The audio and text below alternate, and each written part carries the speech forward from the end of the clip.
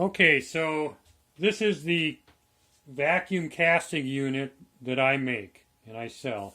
And I've been selling quite a few of them, so I thought it'd be a good idea to come up with a video to talk about it. So when you get it and you unbox it, this piece here, throw it away. It has no use. I just use it to protect the glass while it's shipping. So that gets thrown out.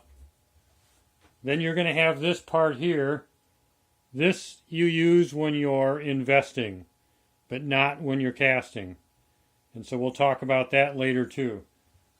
Okay, so now this is the casting table for doing the vacuum casting.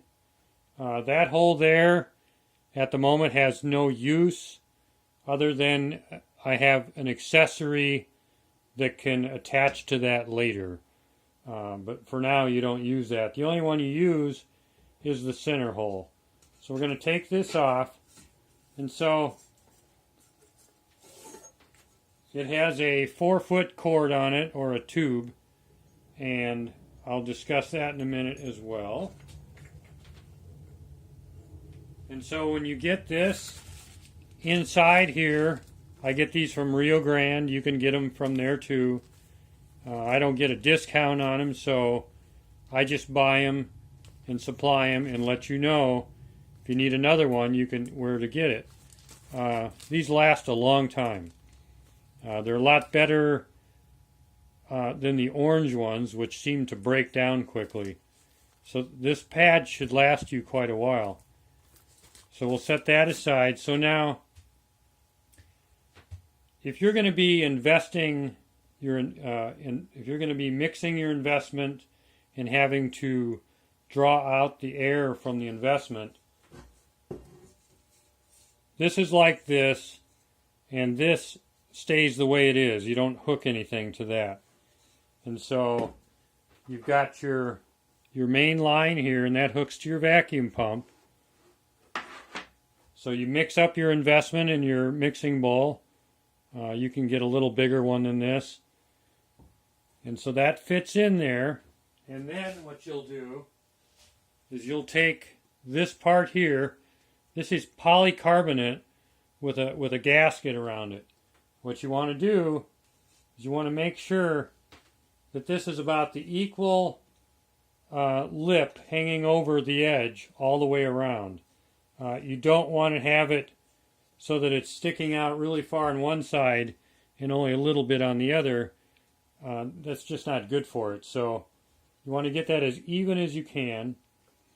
Flip on your vacuum pump, and then you're going to watch this go, and depending on your elevation where you live, it's going to determine how high this is going to go. So for in Tucson, I can just barely break 25, and I'm getting a good vacuum. Now, sometimes it doesn't seal totally, and if that happens, you can just kind of move this around. You can push on the edges. Do not never push on the center.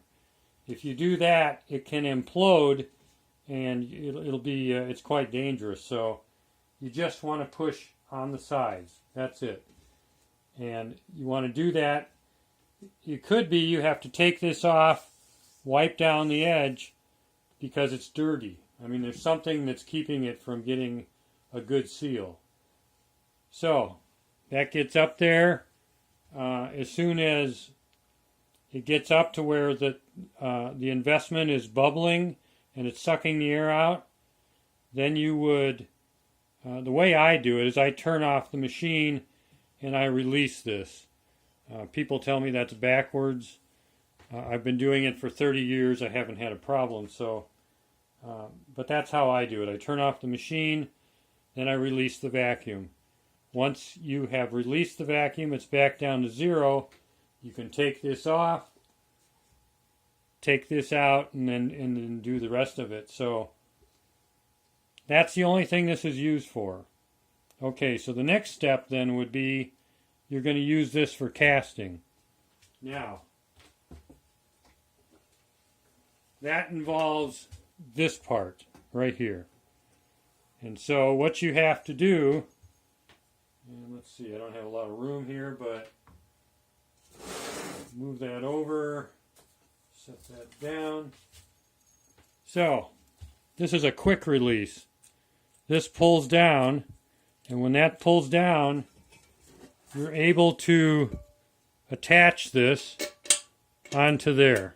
You got to kind of wiggle it a little bit, and it hooks on there. So now at this point, you have two options.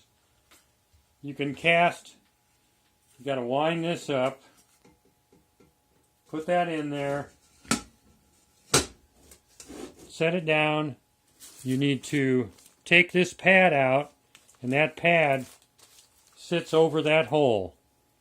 And then you can take your flask out, you set it down, turn on your vacuum, and this needs to go up past your point where you get a good vacuum. So for me, again, with my elevation in Tucson, I break 25 when I set the flask down. It could be different for you.